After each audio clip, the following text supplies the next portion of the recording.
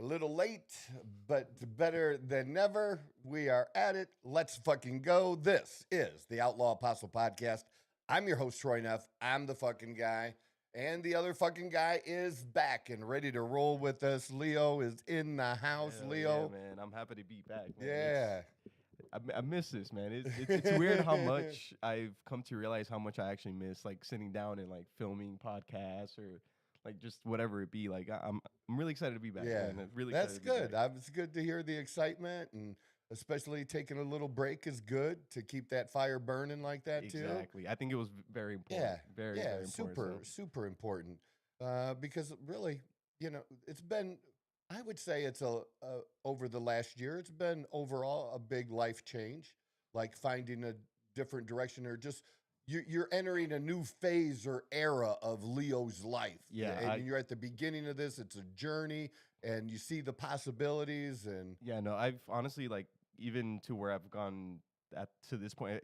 I'm only into this about a year now, yeah, and I've like you said, like the shift in like everything, like the amount of stuff I do, the amount of free time I have, the things I'm able to do now, like it's a completely 180, and it's a lot of fun. But like you said, it's a lot. So that little mini vacation really definitely like good. Reset my mentality back into all right. Let's start grinding it out now. Because we're not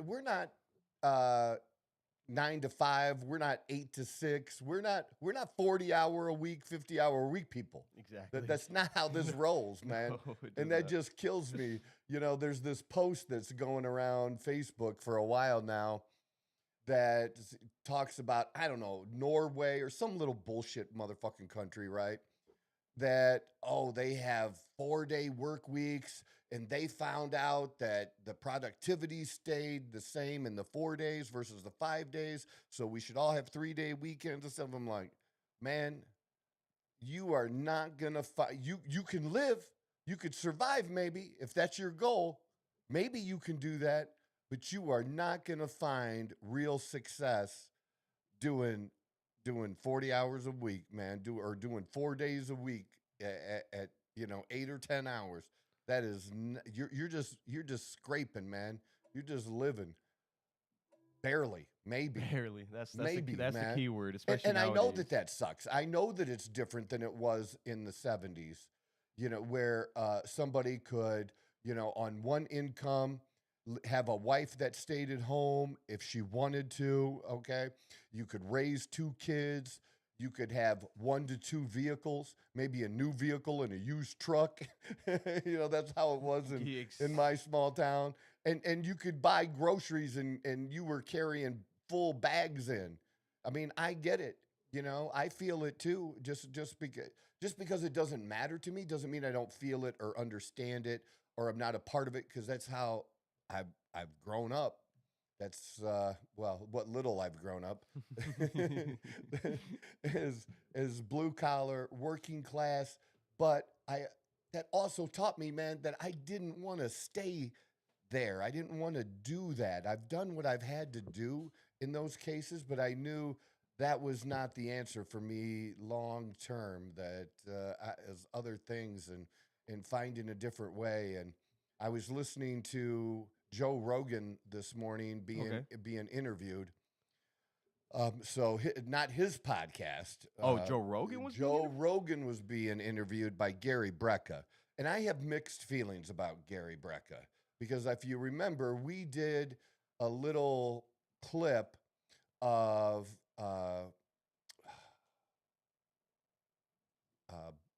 Lane Norton. Lane Norton. Lane Norton taking apart Gary Brecka on a specific, I don't know if it was a supplement, but it was a specific thing that Gary said, and it was pretty much bullshit. It sounded good if you didn't know, if you weren't somebody with, Lane's background, but he does know his shit, and he tore it apart, just tore it apart. And so I had mixed because I had considered Gary Brecka's program maybe over a year ago. Okay. And I think it was before everything fell apart. Like he broke off from Grant Cardone. Grant Cardone got involved in it, and of course you know that Dana White was involved in it too, business wise and everything. And one of the things I didn't like about Gary Brecka's program was the inclusion of a supplement that was a testosterone booster. And everybody should know now by now how I feel about testosterone boosters, that they're just straight garbage, man. They're just straight garbage. They do very, very little, and certainly not enough by raising your testosterone level. At best case scenario, 50 to 100 points. Is it worth that money? And it's not going to solve your low T problems. So any company that sells that, it bothers me. I'm even conflicted right now. I've done Lavelle for over 10 years, and I love Lavelle. And this is the first time I'm making this public. I don't really do creatine anymore. I've done it a couple different times, and they have a creatine gummy. So I decided to try that, and I don't feel like I've really gotten anything. And I did a deep dive on the whole ingredient panel, and the ingredient panel sucks, one, because of proprietary bullshit, but you can still glean out of the total of, it says, of all these things, even though it's not giving you the specific number for like 4 different things. It's giving you the total of those 4 things together, so you can do a pretty good guesstimate, as far as what's in it. And dude, it's basically candy. I'm not kidding you. That you could double the dose and you're still not getting creatine shit that's worth anything. Now, I know other parts of their supplements have solid ingredients and work, like their Move product. It's absolutely phenomenal. But why they chose to do this one so shitty, when for about the same money they could do a legit product? But there's actually not that many legit products out there, honestly. For creatine? For creatine, Really? yeah. So here's my thing. This is not where I was going this morning, but we're gonna go where we're going now. So here's my thing. Full disclosure, I take testosterone. Sometimes I do stacks and with additional steroids. I'm pretty much always on HGH, and I was off for a minute during when we were trying to figure out my heart issues, but I still took the testosterone, and I'm back on HGH. I take NAD plus as well. So full disclosure of what I'm taking. And when you're taking things like that, I'm like, do I really need to take creatine? Like, what's creatine going to do? I'm taking like real shit. I always felt like creatine was more for natties, but I know that there are, obviously professional bodybuilders who also are on steroids and do take creatine. Now, are they taking the creatine because they got a business deal and they're being sponsored?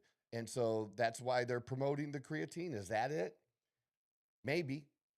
I don't know. Or maybe they actually feel like there's a benefit. And the last time I really used it was quite some years ago. I tried again, not maybe a year or so ago, and I think I gave it away. I might have even given it to you. I don't know. There was called Concrete. It was a little microdosing thing. It was a black and yellow label. You remember that? No, I didn't. Then I did. I gave it to somebody. Someone, though. yeah. I gave it to someone. I gave it away. But Concrete, I thought, was a good brand and solid, and it was microdosing, so you weren't doing this big bloat thing. And I just don't want to, like, another fucking drink. Okay, I'm hydrated already. Hydration is not my problem. So I really like the idea of the gummies. Gummy creatine? Gummy creatine Okay. and there's a bunch of different ones out there. And now that you're sitting in a room with me, it's going to pop up all over your fucking phone. More than likely. Oh, yeah. When you scroll, it's going to be bad. And so I did a deep dive on Lavelle's creatine, and it's garbage. It's candy, and I'm not going to be ordering it anymore. I'm not going to abandon the company, but it makes me question. It puts that pause, and I hate that.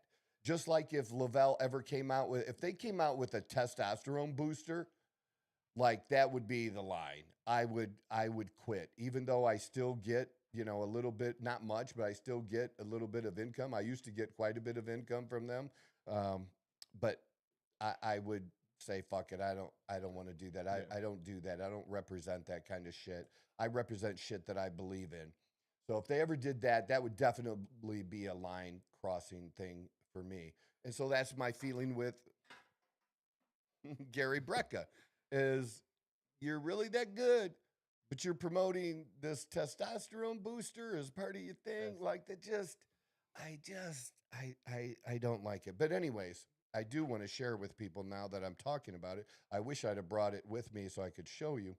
But the company's name is Arrae, ARRAE, and you can find it on Amazon or their website. I think I ordered it off of Amazon because I couldn't find exactly what I wanted on their website, maybe. I don't know why. But I just ordered their creatine. And here's the crazy thing. During all my search, what I'm basically looking for was a clinically dosed gummy. This was my guidelines, a clinically dosed gummy of creatine that had like little or no sugar at all. Okay. And I really didn't care about taste. Taste was not high on the list, right? It just, I mean, care. Creatine by itself. I just, as long as it's not as long as I don't have to choke it down, you know, like broccoli or something, long as I don't have to choke it down, you know, then I'm good. I can handle it. And I don't know. I haven't tried it yet. We just got it in. Dawn and I are going to start maybe today or start tomorrow, taking it every day and give people feedback, do some videos on it, see what happens.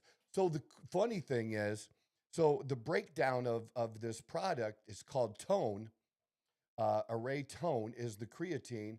It has 5 full grams of the creatine, which is the suggested clinical dose that people should take, man or woman, that you're going to get the best benefits. Well, a lot of others might have 2, 3.5, even 4.5, but very few of them have the full 5 grams in it. So you would have to adjust, you know, the serving amount to get it just right if you took something else. This one really came out the best of the different ones. There was one other one, but this one I was really the best. And what was weird is it's targeted to women. The whole company is targeted to women, okay, which is not a bad thing. That's their marketing strategy. It seems to be working very well for them and good for them. But label-wise, ingredient-wise, that doesn't matter. It's not. Maybe it's slightly tailored to women because it has a ingredient-wise, because it also has whatever in it that helps not have bloat. Okay, so it has something not bloat. But you know what? I know that men don't talk about it, but I get bloat sometimes. You know what I mean? I do all the time. Yeah, I don't like bloat. So I'm like, I'll like this. If it does this, if it gives me everything I want on the creatine side, and maybe does something else like this, I'm good to try that. So, and I don't care if the labeling and everything is more soft and feminine. It doesn't have a big muscle guy with spiky hair on it, like that. I don't care. Yeah. I don't care about that. I care about the fucking ingredients. And this looks like a really good thing. There's something else I just looked up, you know, that was being promoted that we'll do on another show that just I'm so fired up about, that this is a product, guys that are monsters. Okay. I'm a good sized motherfucker. Okay. I'm good size. I don't give a fuck what anybody says. I'm good size. Shit on me all you want. It's okay. I could take it. Troy, why aren't you bigger? Like I am what I am, man. I'm trying to lose body fat and stay above 200 pounds, and it's not easy. It's a struggle. I'm working on it, man, but I'm doing it so far. But these guys were like most people don't want to be as big as these individuals are. Gotcha. These were Olympic bodybuilding size dudes doing the ads and the pictures. And this product was better than steroids. Better. Not as good as, better. And of course, it's safer. And then when the ingredients, all natural too, and legal. Not one of those motherfuckers on there. And see, that's just such deceptive. That's old time advertising they used to do 30 years ago, 40 years ago, back in the 90s. where they're like, not a single one of those motherfuckers got that big taking that product. They probably didn't even take the product, to be honest. Probably with you. not, dude, because they're like, so I took the ingredients and I ran it through Grok. I'm even paying for Grok 4 now, dude. Like I don't have the most expensive thing yet where it's a few $100s a month. There's another AI that's like hundreds a month, dude. Sorry, just quick side note real quick, and I promise we'll get back to it. Yes. Did you know that recently AI tried to basically send itself to a different network? Like the people that programmed AI gave it a task and said, if you do not finish this task, we will completely erase you. So it tried to protect itself. So it tried protecting itself. It created like fake logs. It created a like completely new thing. It tried like, and then when they were trying to question the AI, it was like, oh, I don't know what you're talking about. Dude, some of the most interesting, I'd love to share it with people Like, sometime. Holy shit. Some of the most interesting things are conversations that I have with the AI when I challenge AI and make it agree with me. And it's important to be able to do. It really is. You need to know something about the topic, or you need to have an understanding or a way to of like basic stuff that kind of involved it with it. Or just somebody who has good comprehension skills of what they're reading. That's what I'm really good at. Even if something I don't know, if I read it, I'm good at understanding it and what they're trying to say, and I'm good at asking questions and pushing it. Even I tried to do a post about President Trump that he challenged AOC and Crockett yesterday to an IQ test. Because, AOC now has called him a rapist publicly. And, ABC coughed up like $15 million for doing that shit. Okay, he was not convicted of rape. He was convicted in that Eugene Carroll case, or Gene Carroll, or whatever the fuck that old bitch's name is. He was convicted of sexual assault, which is not the same. Maybe he grabbed her pussy. I doubt it. Okay, there's no way he was grabbing this bitch's pussy when he had good pussy. He could have been grabbing. Do you understand? I'm sorry. I don't know how else to put it. I'm not trying to, bad mouth, but all pussy ain't that great. Like, it's not the same, man. It might be good. What's good for somebody ain't good for another. And if you can get this, why would you be messing with that if you got 25, 30-year-old and you're going to mess with this chick at the store that's about your same age? When was Trump with women his same? The last woman that was Trump's same age was his ex-wife, who's dead now. Ivanka Trump. But she was a model then when they were first together, young.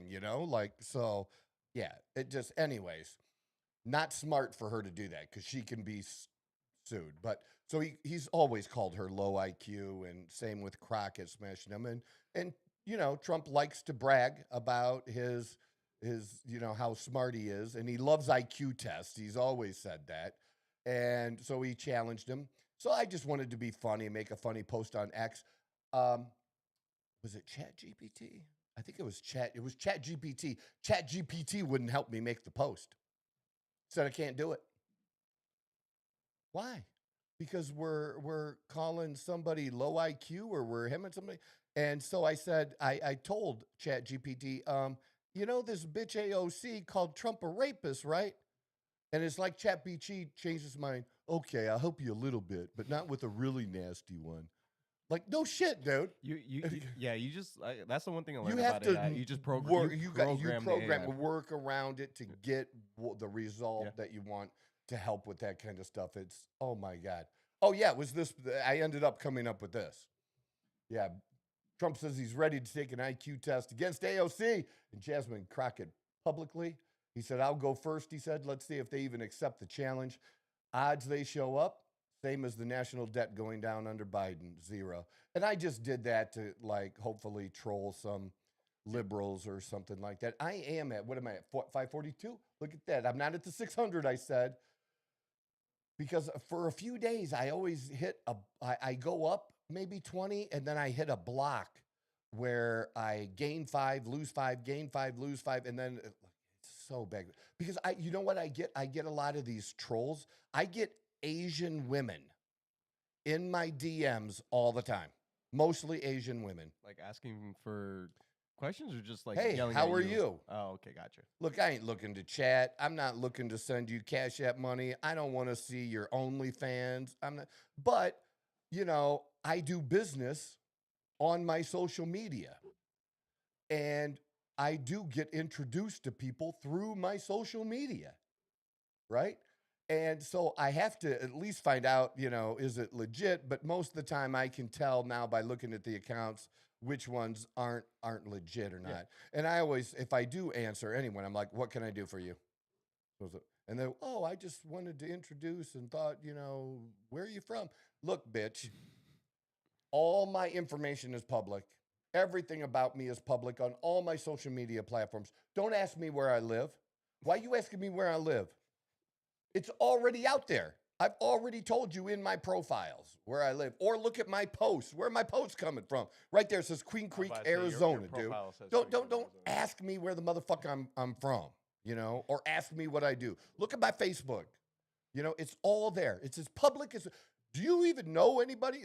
You don't know anybody more public than me. You might know somebody as public as me, but not any because it's impossible to be more public than I am about all of my information, you know? And it is funny sometimes, like when I do, it happens on Facebook the most, where if I add hashtags, like I told you, I can attract people who are not friends that'll comment, especially if it's a troll type of post a little bit, like I did with the Jake Paul thing.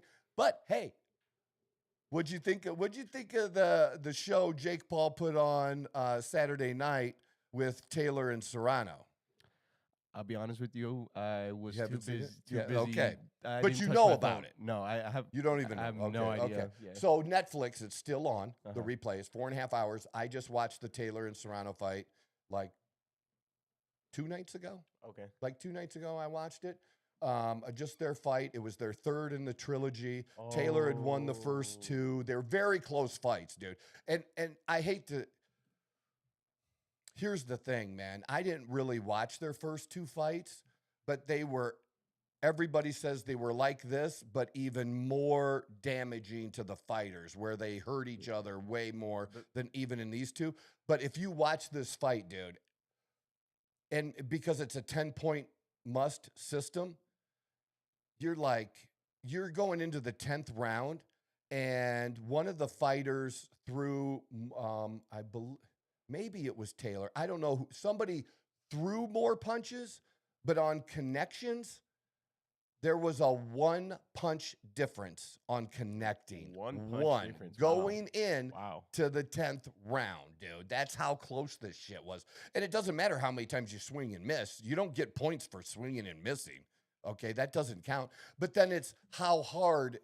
They also, when it's that close, these judges have to factor in what damage did that punch do versus, you know, not do.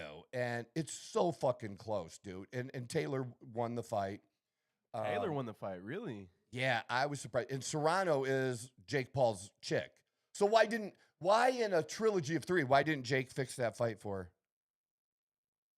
Because Jake Paul fixes all these fights, right? I'm just saying he fixes his own. Why wouldn't he fix it for something? Why wouldn't he fix this for her? That's his girl. She'd already lost 2. Isn't it her time to win 1?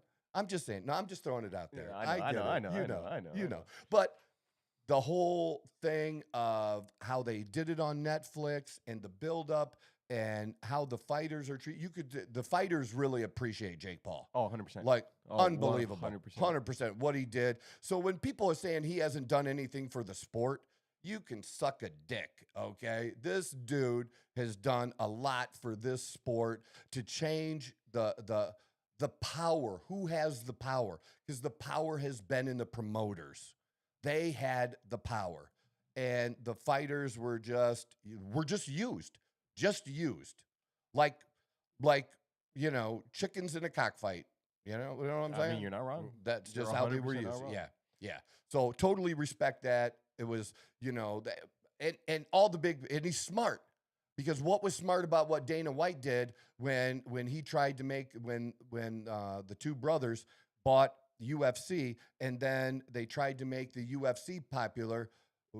What was Dana White able to do? He started getting the stars to show up. Come check this out. Give them ringside seats.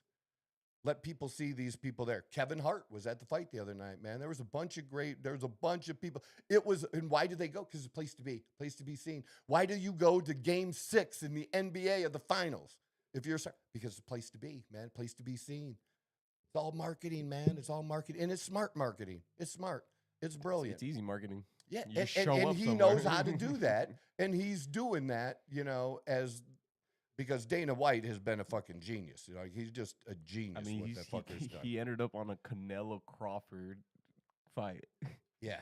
So that man's he's doing something right. He's doing something right for sure. Absolutely. Absolutely. So I don't know if you want to revert back to the steroids, peptides thing that we were going on about. Dude, this has been crazy, but it's been good. It's been good. But it's just taken me in this direction. All because I mentioned Joe Rogan on Gary Brecka. and it was good to hear Joe like that, not being the podcaster, but being an interview. Is that his first interview? I don't think so. Interview? But I think the reason he did it is I don't know how. I know he's had Gary Brecka on his show, and I don't know how he really feels about Gary's business and that kind of thing. Okay. And Gary split off, like I said, from that original company and started his own thing again. And, but again, Gary Brecka's really tight with Dana. Joe and Dana are super tight, so maybe he does the show as a favor to Dana too. I don't know. I don't know how much that all is, but it was funny listening because you can tell if you're somebody who does this like I do, even at this low level, and because I had done radio before, to me, Gary Brecka comes off so fake in this interview. And here's why. It's still good to listen to hear the answers that Joe gives. But Gary Brecka tries to come off cool or smart, like he knows a lot of shit. So when he's talking to Joe Rogan about the beginning of MMA and fighting and talking about the Gracie brothers and all of that stuff, I remember that fight. Motherfucker, you really want me to believe that? You remember that fight? Probably watched it the day before Joe Rogan came on. That's probably kind why. of like that. Because you could tell he did that kind of research where he's telling where you're telling your guest that you're basically telling your guest that I've done some research on you, and this is what I got from Wikipedia or friends or whatever I could search and find on other places or listening to other interviews. This is what I picked up. So I'm going to tell you something about you and your life to prove that I know a little bit about you. Kind of thing. But he does that throughout the fucking interview in such a way that I'm just like, dude, that's phony as fuck. It just, to me, it is. Yeah, no, I get you. I'll have to watch it. Then because everything is about authenticity with me, and they just don't get it. And just like I've done, during this podcast, I swear. And it was a big thing yesterday. People, it was on the news. Okay. That Governor Newsom whose podcast was Newsom just on? Sean Ryan. So Governor Newsom was on with Sean Ryan, and we love Sean Ryan. I think Sean Ryan's phenomenal. And he cusses during his interview with Sean Ryan and calls Trump a son of a bitch. It says, I'm sorry to use that language. Yeah, he does. He tries to act bad and swears several times throughout the interview, but then apologizes right after. I shouldn't say that. Like, dude, if it was really authentic, those of us we just say it because we don't give a fuck, bro. There was a time when I used to hold back from saying motherfucker because there was a time when motherfucker was like the king of like swear words, right? Not so much anymore. It's not the king anymore. I don't even know what the king is. It's just all out there. But it's still me doing it. I'm not doing it for effect like that or like he is or try to prove I'm a bro. And especially, it's funny because I used to have pretty slick hair at one time in my life when I was a financial advisor. But this phony, slick motherfucker and trying to act like you're one of us.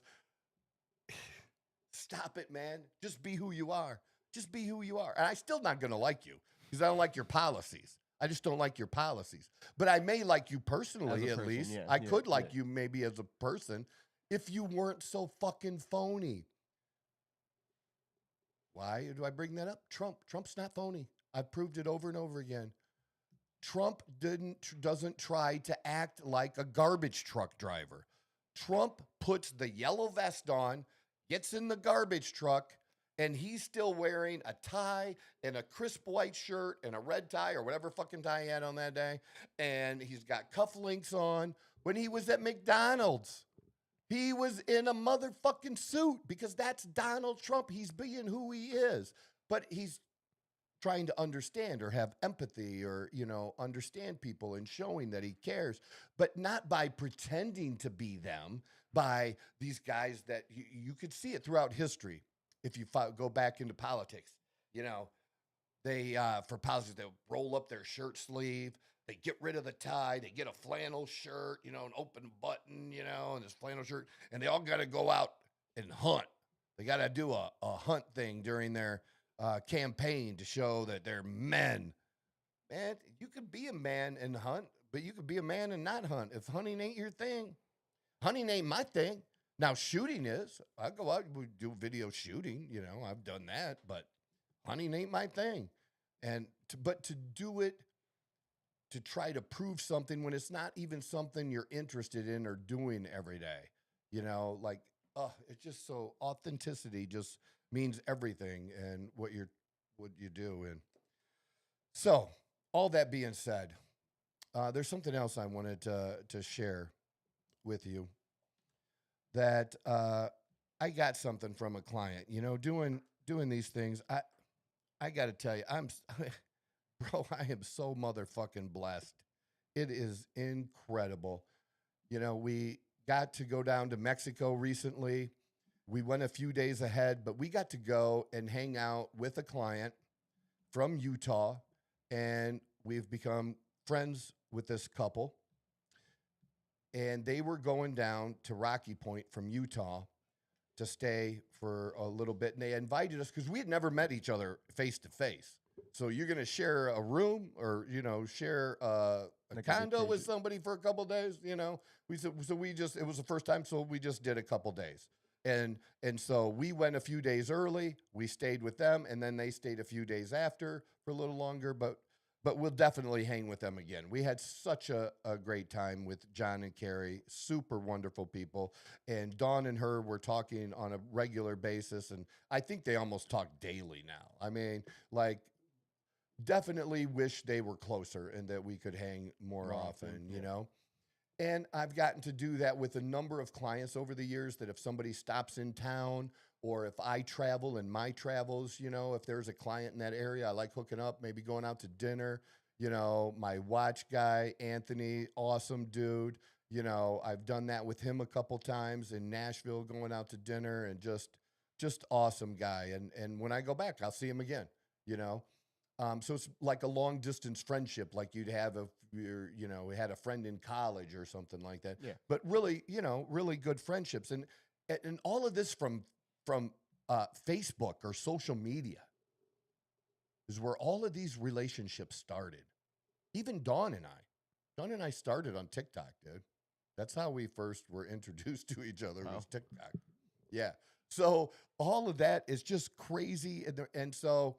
I have a client that is a Denver police officer, Nice. Angelo, and his wife, Alicia, and I've helped them with some peptides. Okay.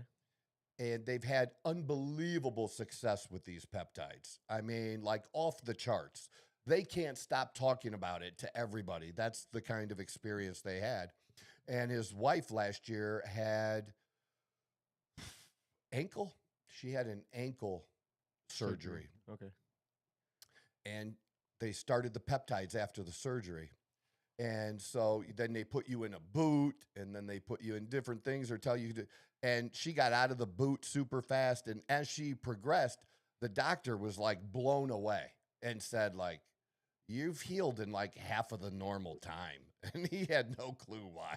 I don't know if they ever really shared it with him, but they just chuckle and laugh because, like, really, it seriously worked for them. And that's a peptide we've had an incredibly high success rate with the protocol that I use and I share with people. If you have legit product and you do it right, you're going to have a high chance of success. I believe well over 90% if you do that. Wow. And so his son-in-law is a firefighter, and one of the busiest fire stations in all of Denver. Like, this is the fire station that gets all the calls, and they're getting 25 to 30 calls literally every day, their whole shift. This is not the guys that got extra time like you see in TV shows and they're washing the truck and doing that kind of shit. No, these guys are doing calls. They're putting out fires. They're saving babies. They're climbing trees. I don't know. They're doing some crazy shit all day, and it's a pretty much a young man's fire department Gotcha. because you have to be in shape at this fire keep up with department, that, you know, because otherwise you just can't do it. You know, you would be a detriment taking out on a run because you physically couldn't do it, and that puts other people's lives in danger. So strapping young dude, just turned 30. And we had dinner with everyone on Sunday. His daughter and her husband. Her daughter's a cop too, or his daughter's a cop too. Really cool. But just fit, 30-year-old, just super polite, super nice young man. And he before a run, when they get woke up, it's not, hey, you got to get up, you got to go to the room. They're resting. It's like, get like up, a big get alarm out, like that goes alarm off, that goes off. And it's an older fire department, so they still have like the pole Ugh. that they slide down against. Well, he hit that pole with his knee and fell back and like totally fucked up his knee. And he's still going on the run, and it's swelling up. I don't know if he was able to get out or participate, when he got there. He didn't tell that part of the story, but his knee was fucked up, swelled up, and patella went to the side and all this crazy shit. And it was like a month before he was going to be able to get an MRI. A month. Jesus. So obviously, father-in-law says, like, you got to use this peptide stuff. And he did, and it healed his leg. And he's telling other firemen about it, because they got pains in their shoulders and elbows and all this stuff. And and I'm helping him with some weight loss as well. I'm helping Angelo and his wife with a little bit of weight loss things as well. And it's been over a year now that they've been clients, and just how they talked about me that like took me back a little bit, like it really humbled me, and just how appreciative they were of the help I've given them, how I run my business, how I treat people. And again, they're more than clients now. They're like friends. And that happens a lot for me with the people that I work with. Some it's just straight business. That's good. We're polite and everything. But others have developed into really like, I care about them. I care about their life. They care about me, my life. We wish each other well. We cheer each other on. It's a thing. And so totally humbled me, and him saying how much their life has changed and the impact on their life and making things so much better for them as they're getting older. And they have a place in Glendale, and they rent it out sometimes, but they were staying there because I think when he retires in a year, they're going to retire here and come, which would be great. We'd love to hang out with them more. So a while back, he gave me this coin. And I talked about it, I believe, on one of the podcasts. I don't remember. I believe the coin that you would have over here, right? Well, I don't know if I had it over there because I've had it. Maybe I had it there for a short time. But I had it. I remember. Yeah, because it's in my Range Rover now. Gotcha. It goes everywhere with me. It's in my Range Rover. If you open my thing, it's sitting right on top there. And it's something that I did some research on that I didn't know a lot about at the time. But these coins are something that the military does, all the different branches, and then if you're, then the different types, like you're, what unit you are in the military or the Army. Rank. Well, rank, not just rank, but like you're in 151 or whatever. Yeah, like the different- you're the paratroopers. You're with the paratroopers kind of thing. And so they each had their own coins. And they would exchange these coins with others that were in the military. And they'd also exchange these coins with, like, I think foreign military people too. So, like, That's really let's cool. say I really like that, yeah. they share that. I think that's something like that. But it's not something that finds its way to civilians' hands a lot. Mm-hmm. It does. You know, if there's a police officer or a military person that really likes you, or you've developed a relationship with them, and they want to share something, but you're sharing in something as an outsider that's an insider thing, you know? Yeah. And it just, I don't know, makes me feel a certain way, a good way, but it makes me feel a certain way, like, wow, that really means a lot, you know, because it means a lot to them. And so at dinner, he gave me, let's do the other one first. Let's do this other one first. Let's do this one. We can, yeah. Dude, he gave me this coin. And honestly, when he's telling me the story about this coin, I actually had to, like, I didn't want to be a pussy, but I was getting a little bit of, you know, how the tear, the tear didn't drop, but it got the water at the bottom, Stayed like in the tearing up. eyelid, It stayed in the eyelid there. As he's telling me about this, his daughter kind of started it at first, where she was asked or was given the opportunity to go to Washington, D.C. for the inauguration. Now, when they first ask these police officers all across the country, I didn't know this, okay? So, like, every inauguration, no matter who is being elected, what party, it has nothing to do with what party, that police departments from all across the country are asked to send people to the inauguration and actually work inauguration day. You know, provide a perimeter, some security and stuff, and be there. And it's an honor to be at, or to get to do this kind of, you know what I mean? Like, and so they're Trump people. And they said they might have had to say they were sick if Kamala won and not go.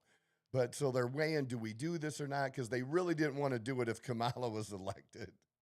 But they, you know, if Trump's elected, this is a once in a lifetime opportunity. I think, you know, for me, something like that, to me, it doesn't matter who the president is. Like, it's just a cool thing to do and have been a part of. Like, I would never, if I was a member of the Philadelphia Eagles, you know, and you don't go to the White House and shake the president's hand, it doesn't matter who the dude is. It's not about politics that day. It's about you that day. It's about you getting that honor to go there and look at it that way versus trying to make everything doesn't have to be a motherfucking political statement. But hey, whatever. Everybody has their choices they make. But they both got to go together. And so a father and daughter getting to do this together. Doesn't happen very often. Yeah, right? That's so cool. And they arrive and they had, you know, that first day to themselves. The second day they went to the Gaylord Resort outside of D.C. there. And they have huge ballrooms there. And there's 3,000 cops in there and they got sworn in. So they, like, officially sworn in, like, deputized, basically, kind of thing, into the D.C. like department, system, like department, kind of like, like that. And then they had the rest of the day themselves, and then they had the day of the inauguration, and they were outside the arena because everything got moved indoors because it was so cold. And they said it was cold, and they were kind of happy. People from the Miami cops were really happy that it got moved indoors, you know, and Trump got criticism for that, but who cares? For moving it indoors. And they also had an opportunity to get badges. They could get one badge, and I don't know how many coins they got, but it was a small number of these coins, and they could get these coins, small handful of them, like 3 or 5 or whatever, small number, and so it's limited. The only people getting these are these 3,000 cops, you know, if you want them. And so he got this coin, and he gave this coin to me, and it just so special because on the one side, as you see there, it has the presidential seal. Just absolutely beautiful. It's heavy as fuck too, dude. just I mean, solid, they look, I was about to say well they look printed. These are so nice. This is not some cheap, crappy plastic thing you like get off of Amazon or something. You know what I mean? This is like legit, man. And then the other side is the White House. And it's just, do you have that picture too? Is it the other one? I thought I sent you both sides. There's another side of the coin. That was That one. yeah, that. Just, you know, it's just phenomenal. And to be given this because he thinks that much of me, I like I said, I was humbled and talked to Dawn about it on the ride home from dinner. Like just really cool that I know that I'm making a difference, that I'm having an impact. And I'm going to talk about that and maybe spend more time. I could do a whole show on that because I think it's so important in the time that we're in because you have a group of people that think they're making an impact by these demonstrations and things that they're doing. And I'm not saying don't protest or that there's no value at all. There's no value when you turned a peaceful protest into any type of violence. There, or looting or stealing. There, you get no benefit. Nobody is going to care about your fucking cause when you do that shit. You absolutely are going to lose people when you do that. So that to me, that just defeats the whole purpose. And if you could get a large number of people and not do that, what do you think is going to be talked about? Then it's really going to be talked about how there was no violence. None. Now you'll get some attention, maybe. And but the real truth is, you know what? And that's how you got to look at all this stuff and the stuff that we talk about every day. We can't do anything about most of this shit. We can't do anything. We have no power. It doesn't mean you shouldn't contact your congressman or post things or do things. But the only thing you can control is you. That's it. You can only control you. So if you want change, if you want big change, that big change still has to come from you. You have to be the one. You literally, it's not just a saying. You have to be the change that you want. And then hopefully you influence others and have that ability. And that's what I feel like I'm doing now. And that's why this meant so much to me is lifestyle, being open about addiction, talking about my relationship with God, and that I absolutely am 100% sure that I've had an impact on other people's lives. But I had that impact by focusing on me.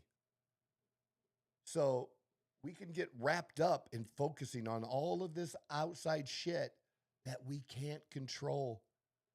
And if you really want the change, it has to be you. And then hopefully if what you are doing is authentic and real, other people will see that and maybe join you. Say, I want that. I want that body. And then it becomes more, not just the body, I want that life too. I want to be able to do those things and have those experiences. Not exactly wanting to copy my experiences, but copy the idea of the experiences and do the things that they like to do. Not doing what, but the idea of the experience and the closeness and just a way to enjoy this incredible opportunity that we're given here in this country that there is nowhere else in the world, nowhere else. And that's what I think is important in what they showed. And then one more, I'll show you the other one quick. This is more like the original coin that he gave me. This is for the District Southwest. They call it a ticket. It's also metal, very thick, very heavy. And this is the district that he's in, District 4, which is the southwest part of Denver. And then on the back, ticket to the Southwest show. And just really, really cool. This is more, like the other coin that he gave me, but still very special. But that inauguration coin, dude, is out of this fucking world. Like, That one's a sick. And you know how much I like to have limited stuff. You know, I like to have shit other people don't have. A lot. I do take a little pleasure in that, and just so awesome. And we've just had a great time with them. And like I said, we had a great time with John and Carrie. And there's other clients I want to see. We might be headed out at the end of the month. We're either going to go to, we haven't decided. We're either going down to Mexico, or we're going heading to the left coast and go out to Beverly Hills for 4 or 5 days, maybe towards the end of the month, because it's just an open spot between the WNBA games and stuff. Because I don't want to miss it now, man. We're having such a great time. And, well, maybe we'll talk about that Friday, because Saturday there's a game tonight. Mm-hmm. The Fever played last night. They're playing back-to-back games. We don't know. Caitlin got hurt late in the game, pulling her groin again. That's not good. Not good, and certainly not good, because people want to see her during the All-Star game, and she was supposed to participate in the three-pointer. You know what? That takes a lot of balls for her. That shows what kind of person she really is, because she has no reason to do that three-point contest, dude. None. Because if she wins it, she was supposed to. And if she doesn't win it, she's going to get nothing but criticized. Oh, I thought she was supposed to be the best three-point shooter. That's all. There's no benefit for her to do that. But to me, it's a more Jordan-like mentality for her to say, you know what, I'm doing it. I'm doing it. Just like, Jordan did for, the dunk contest and stuff. He just had to do it to prove he was the best. And once he did that, shut everybody up, then the rest of you, the other times of his career at the All-Star game, you can win it. You can have fun doing it. The rest of you can show off. I already did mine. I already did it. So, but to me, like marketing-wise, and I just think it's looked at differently now, the way players are scrutinized because of social media, than it was 20 years ago, when you wouldn't really think of that kind of thing as being scrutinized. But now it is, that I could see an advisor saying, you really want to do that? You want that pressure? Because if it don't go good, it's not going to end very well. It's going to be okay in the end. We'll make it through, but you're going to have a week of hearing shit you'd rather not hear, right? And she did not play well last night. But crazy enough, over the weekend, she played great 2 games before that. She had some of the most crazy passes. Let's see. It was, hold it right there.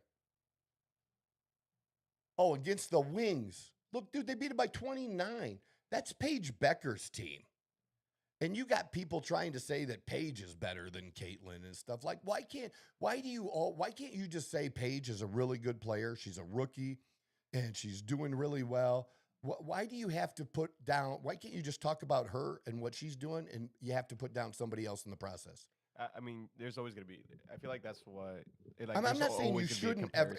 I'm not against comparisons, but I'm against when people want to put people down, like for that. Or, on my post, you know what? And I'm going to say it. White people, some of y'all white people are dumb motherfuckers, and you're saying dumbass shit about Angel Reese that makes you look like a dumbass motherfucker and a racist. Okay? Guess what? The whole bunch of you black motherfuckers saying shit about Caitlin Clark that's nothing but racist. The same thing that you despise about the white dude saying shit about the black chick, or they only say that because she's black and they won't give us our props, blah, blah, blah, blah, blah. And then now you want to talk down Caitlin Clark to stick up for your girl. You're being just as motherfucking racist. And it's happening on both sides right now out in social media. And that doesn't need to happen. Have the rivalry. And there's also a rivalry between Caitlin Clark and Paige Beckers. That's something they've done. I didn't realize. Like, this goes back to their youth, like teen years, before college, dude. These girls faced each other and even played on the same team sometimes. USA, because it was their life, man. These are girls who have played basketball almost year-round. at one point. You know, to be good, that's what you had to do. And if you don't do it, you're going to be behind. Like, it's hard. Trust me, as a parent, I know about this. It's hard. You want your kid to experience different things, but if they're good at one thing, do you focus on that? There's pros and cons to all that. I totally get that. But their rivalry goes way back, and this was their this was their first meeting as pros, and they met 3 times in college, and Caitlin came on top twice and eliminated UConn. But UConn's coach said some shit about Caitlin last year, talked shit about her like she might not be ready as a pro. Dude, she is the #1 motherfucking draft pick. Okay? It was a disgrace to leave her off of the Olympic team. A disgrace. And everybody says that and knows that now. He proved her wrong. I realize that Gino Auriemma is one of the greatest women's college basketball coaches of all time, but he was wrong about Caitlin Clark. Somebody can be a great coach, you can be an expert, and guess what can happen? You're like any other motherfucker. Sometimes you could be wrong. And we have the evidence that he was wrong. The things he criticized her about, and so now people are saying shit about, well, Caitlin doesn't play enough defense. How much defense did Jordan play in the beginning of his career? And then what happened? He became the Defensive Player of the Year. Multiple years he did that. Caitlin in that game against Dallas, 5 steals. She had like 13 assists, dude. She was throwing the ball 2/3 of the way down the court, hitting somebody like she was Tom fucking Brady, hitting them in stride, and they were able to finish almost every time. Now, sometimes the girls can't finish when she does it. Sometimes she might be off. She does make bad passes occasionally too. But for the majority of it, there is not a better passer in the WNBA than Caitlin Clark. It does not exist. I've seen it over and over in these deep, and they are Showtime. They have the ability to become Showtime for the WNBA and run that kind of a system. And fast breaks, everything in fast break, right? Because they're deep enough, their bench is deep enough that they can rotate enough players in that. And that's how I think the Phoenix Mercury need to continue to play too. You play hard defense and you get these steals off the defense, and somebody gets a jump on the defense and gets behind them. They can't stop that. They can foul you, but they can't stop you. Yeah. And maybe they can't even get to you in time to even foul you. You know, but just these deep are just over people's heads. Like, you got safeties and DBs jumping in the way, and it hits and all touchdown. Dude, she's doing basketball passes like Tom fucking Brady, hitting people in stride. Just phenomenal to see. But then yesterday, you know, her game she was frustrated, and she's had some frustration on the road hitting threes, and she'll have to deal with that and overcome that. But you know, the criticism that it's like some people on that post, they're running their mouth about Caitlin Clark. It's like, did you hear that what I was really doing is sticking up for Angel Reese? Did y'all even listen to my video? The one you posted on Facebook? Yeah, that me and you you get hammered, dude. It's so funny. But it's okay. It's a good take. We had a good back and forth. I loved it. But I got a stat for you. All right. I got a stat for you. Minus me bounds, she still leads the WNBA in rebounds. Yeah, I mean, I know. But that's good. No, 100%. Okay. No, I'm just throwing it out there. there. 100%. No, I get the whole me bounds thing. You know, I get it and why that could be, but, you know. for me, it's more of there is no range to her game. Like, I think when I looked it up, I think she's... I get that, but... like under 5%. If you just... I watched her the other night, too. I watched...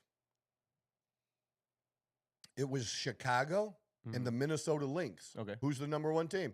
Minnesota Lynx. Dude, she had a phenomenal game. She dominated. That was one of the best games I've seen Angel Reese play. She was doing it all. She really, really showcased up. But again... These are young girls.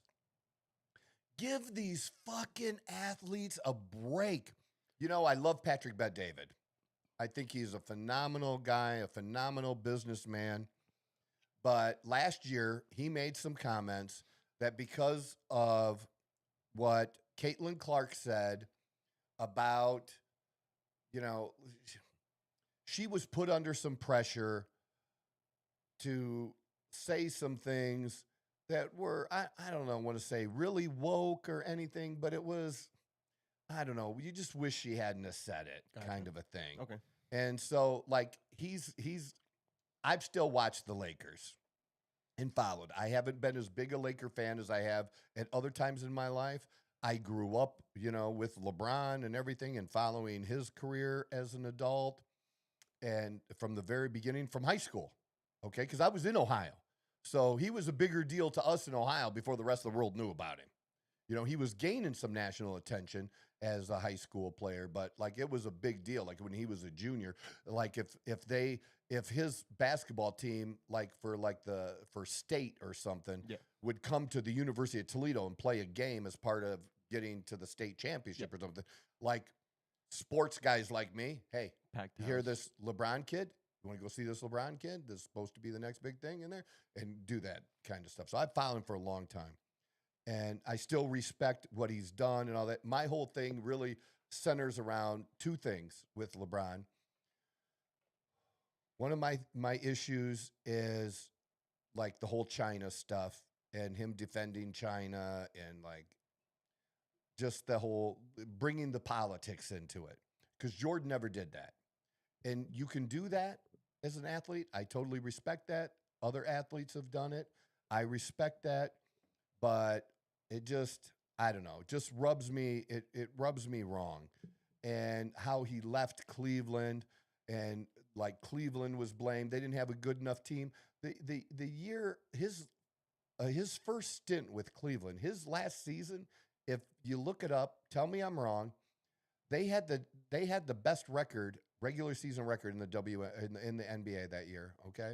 Best record in the NBA that year that he then went to Miami. Okay. So tell me he didn't have the players around him. They had the best fucking record. They just failed in the playoffs. Okay. They got like an early second round exit or something like that. It might have been. I don't know, but something like that. So that was kind of a bad taste. It's like, LeBron, why couldn't you bring those players that are so awesome that you went to them, LeBron. They didn't come to you. Why couldn't you to attract those guys to come up and play with you in Cleveland? You know why? Where you want to live, bro? You want to live in Cleveland or you want to live in Miami? If I have a choice, I'm going to Miami. Easily. I've been to Cleveland, man. There's one fucking steakhouse in that whole fucking town that's worth a shit. In Cleveland? One. Really? Yeah. One. That's actually kind of funny. It's like, who manages that? Yeah, there's two. They're right across from each other, but the one's, better than the other and is like, yeah, thanks. So you want to know where any athletes go to eat out. It's that because it's the only choice they got. Yeah. It's the only choice they got. You come here to Phoenix, they might be at Mastro's, they might be at Dominic's. There's a bunch of motherfucking places they can be. Lots of options because we have great, great places. So I get that. So that was kind of my big thing, with LeBron was those things. So I really wasn't in favor of him coming to LA. And I don't think they did all that they should have been capable of here in LA too. I think it was, one championship, one.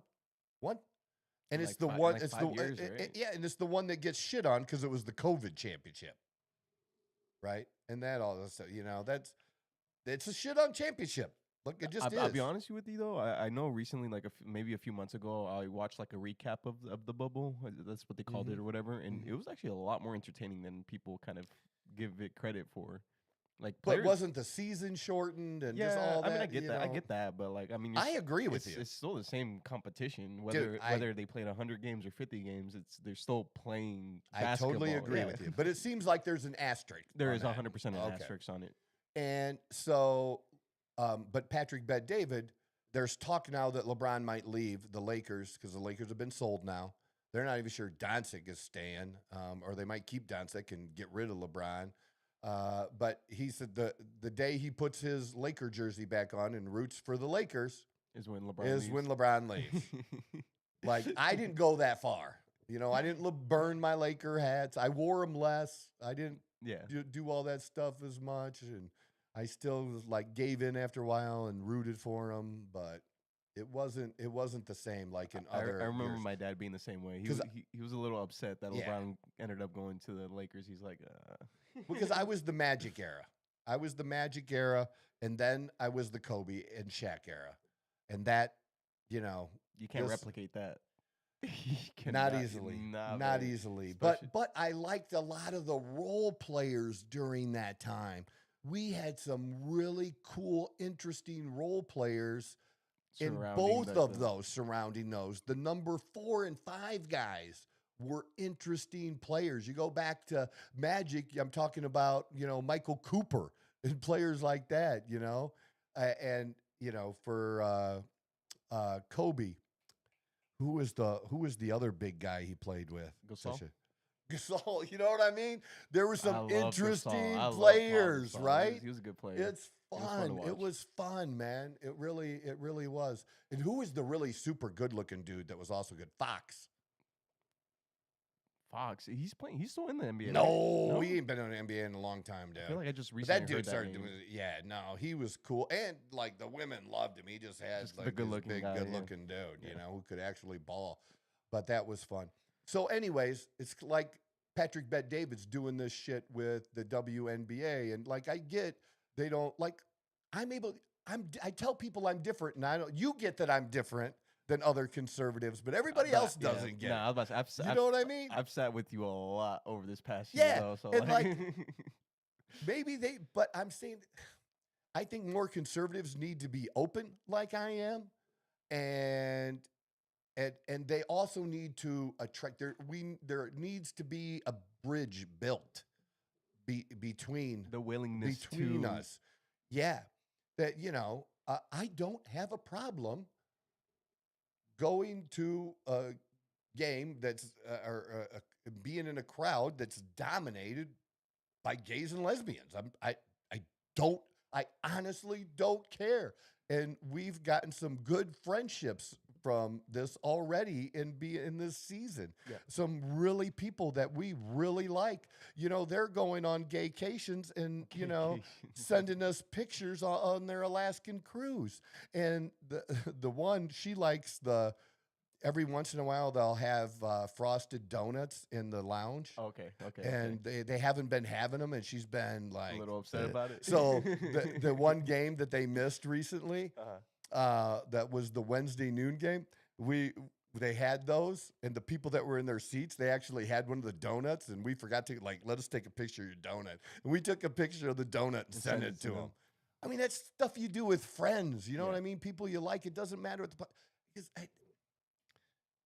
it's just how I am, and like the guys on that show. I like Patrick. I like Tom on the PBD podcast. The other two guys I could do without. They're annoying as fuck, dude. It's making it, every time I watch it, it's getting harder and harder to watch because of those two idiots. Their takes on shit they're just dumb. And then their little pettiness talking over each other at other times. Like, dude, I don't even want to hear from you in the fucking first place. Like, I don't know. But anyways, Patrick Bet-David, said that about the Lakers. And I wonder, I was thinking about this last year when he made the comments about Caitlin Clark and how he, maybe at one point was going to go to a game and see her and do that sport. And now he's that's off the table. He's not going to do that. Here's the thing. She's a rookie, man. She's a young girl. Okay. This is all brand new, man. You make mistakes and you figure out, she's got to play with these girls, man. She's got to play with these girls and against these girls. Okay? What is it you want her to say? You want to be true and honest and authentic, but let's be honest. You got to, your team is going to change over time. And do you really want to say something that, and then this player coming to this team and now that player don't want to come because they don't want to play with this star player because of whatever she said about this? That's not, Come on, man. Patrick, you're smarter than that. You're smarter than that, dude. And you got to give young people a little bit of a break. A little bit of a break. Yeah, no, I for sure. I think that's like a really big thing about like especially like professional athletes and stuff like that. Yeah. Like as soon as they get drafted, they're put on a different type of pedestal of like. Dude, it's so different. Did you see the stuff happening before the All-Star game? No.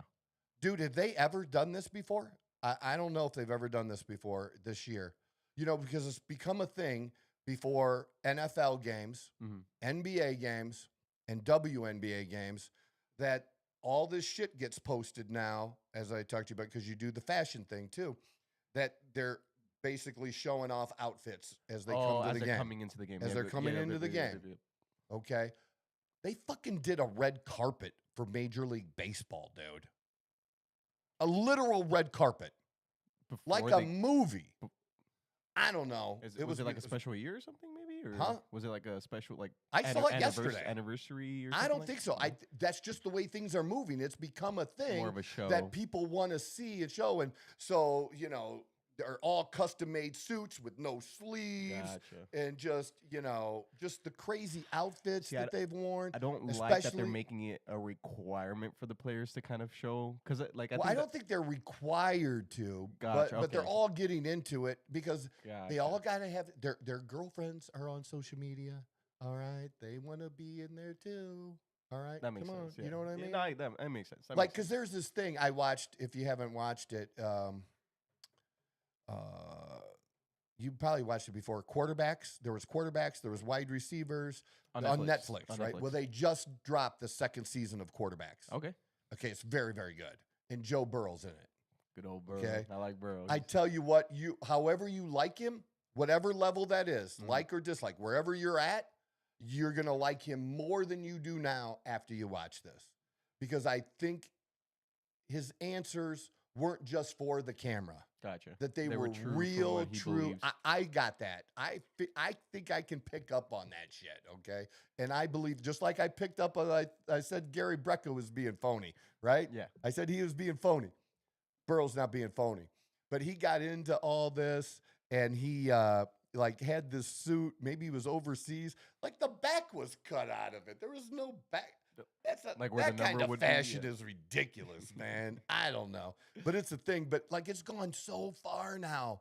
So far that now Major League Baseball, they're doing a red fucking carpet. But the one say, dude, like the past few years, you know, when you're hungry for sports in the middle of the summer, what's another thing right now?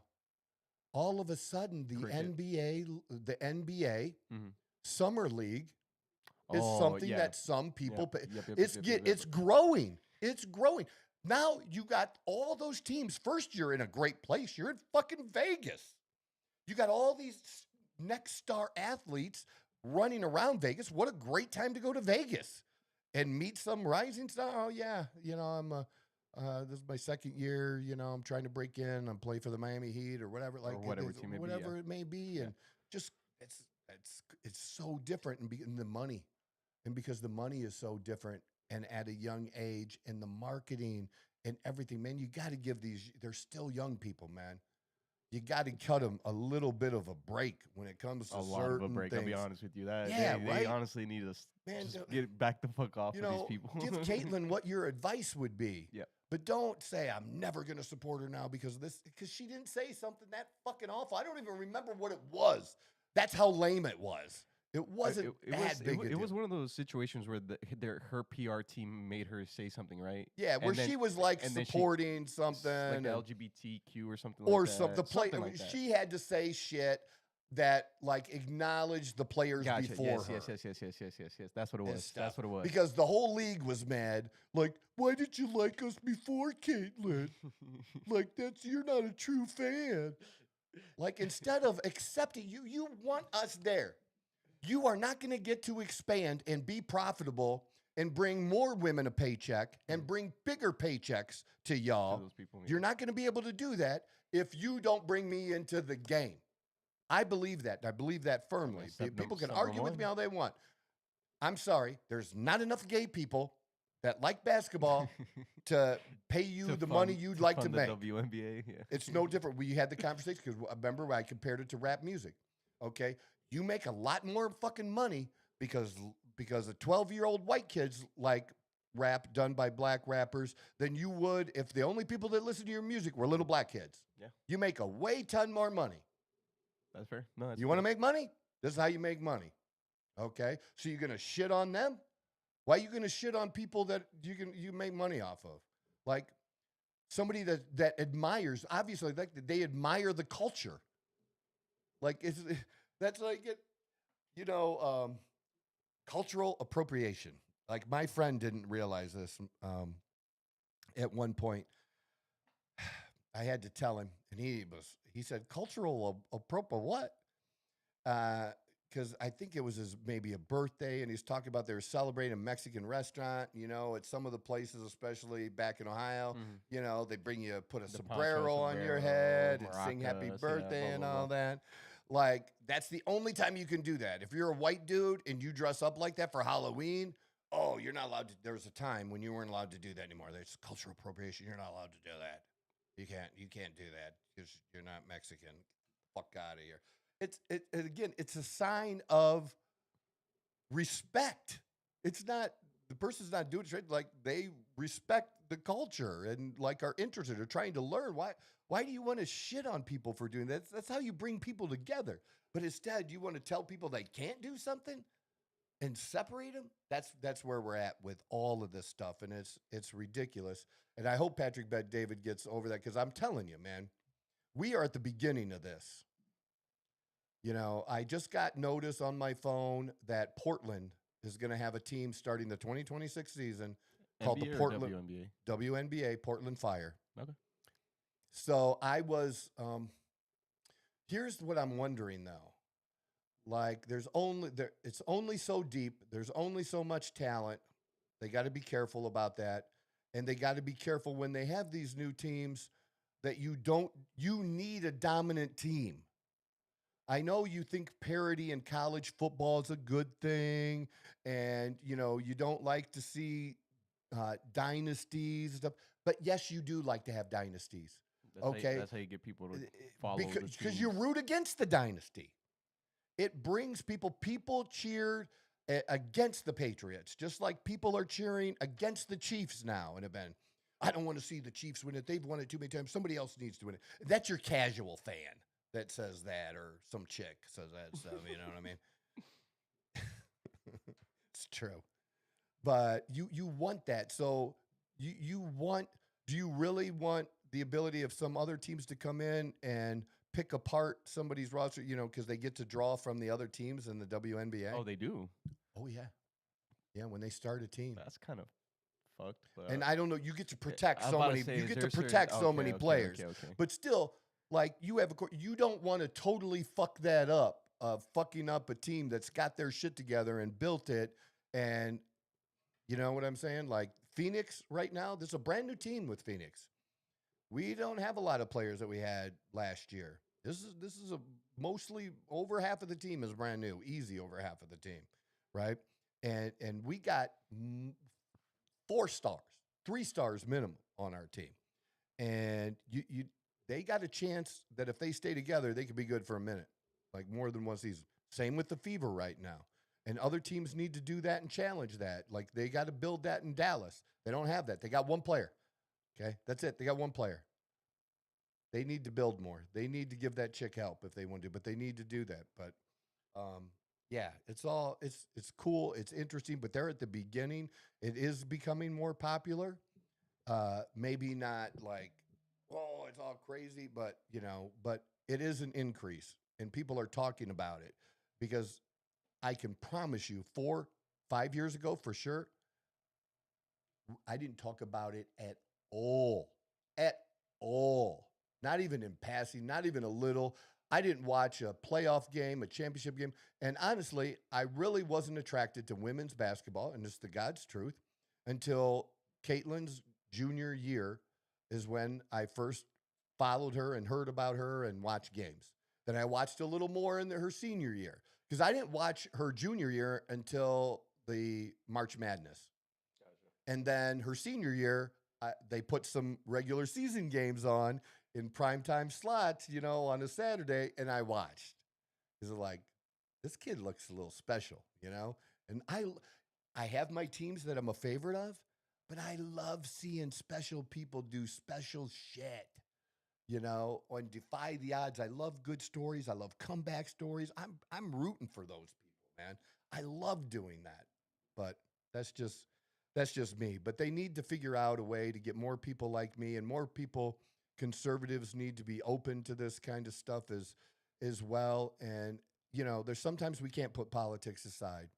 There's some of these actors, some of these musicians that just want to be so over the top. I'm with you. Fuck them. Okay? Fuck you. You ain't not getting a dime from me, but a lot of times when people say that stupid shit, you ain't going to the concert in the first place. You was never going to go.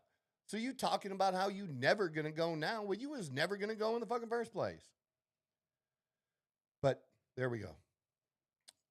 I got tickets for Morgan Wallen Friday night. Bought those last night. Music concert. Yeah. Hell yeah. It should That should be a lot of fun. Yep, State Farm. State Farm Arena? Yeah, big. Yeah. Hopefully it'll be way more comfortable, because the first time I saw him was a few years ago in Columbus. That was not comfortable at all. Columbus Stadium, the football stadium, is awful because it's bench seating pretty much everywhere.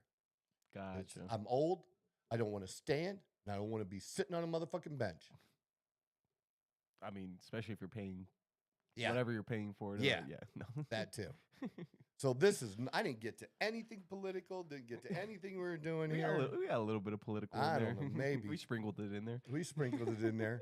But I think it was okay. We went way over time too, didn't we? We're at 120. That's not bad. That's not bad. That's not bad at all. That's not bad. No. I missed you, man. That's what. No, I honestly, yeah, no, I didn't mind. I didn't mind at all. I think it worked. All right, for the rest of you, check out our shit on other social media platforms. Oh, did the one thing get put up on Saturday? So I did fuck up, and I scheduled it for this Saturday, not last Saturday. That's okay. But so this Saturday, first one goes up. It's going to be the first time the first reaction video goes up. Correct. Check that out. We want you guys to check that out. Support us.